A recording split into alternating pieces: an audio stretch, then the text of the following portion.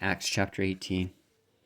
After these things, Paul departed from Athens and came to Corinth, and found a certain Jew named Aquila, born in Pontus, lately come from Italy, with his wife Priscilla, because that Claudius had commanded all Jews to depart from Rome, and came with them. And because he was of the same craft, he abode with them, and wrought, for by their occupation they were tent makers. And he reasoned in the synagogue every Sabbath, and persuaded the Jews and the Greeks. And when Silas and Timotheus were come from Macedonia, Paul was pressed in the Spirit, and testified to the Jews that Jesus was Christ. And when they opposed themselves and blasphemed, he shook his raiment, and said unto them, Your blood be upon your own heads. I am clean. From henceforth I will go unto the Gentiles. And he departed thence, and entered into a certain man's house, named Justus, one that worshipped God, whose house joined hard to the synagogue. And Crispus, the chief ruler of the synagogue, believed on the Lord with all his house, and many of the Corinthians, hearing, believed, and were baptized.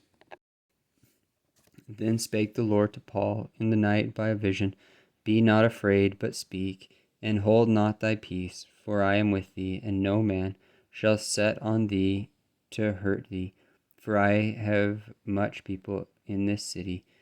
And he continued there a year and 6 months, teaching the word of God among them.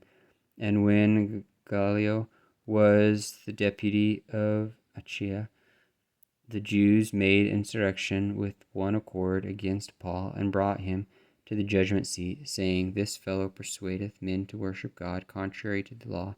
And when Paul was now about to open his mouth, Gallio said unto the Jews, If it were a matter of wrong or wicked lewdness, O ye Jews, reason what would that I should bear with you.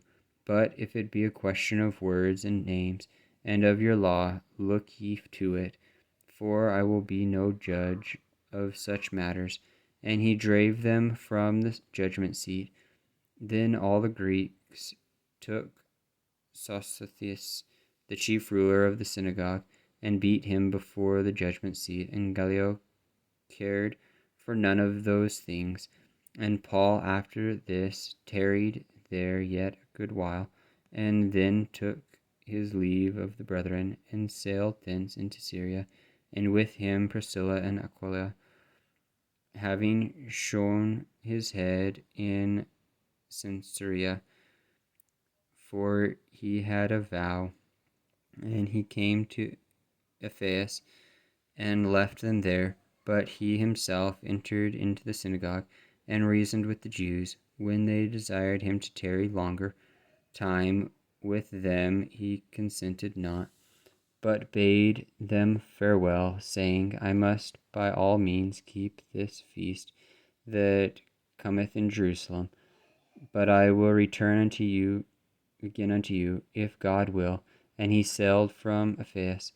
And when he had landed at Caesarea, and gone up and saluted the church, he went down to Antioch. And after he had spent some time there, he departed, and went over all the country to Galatia and Phrygia in order, strengthening all the disciples.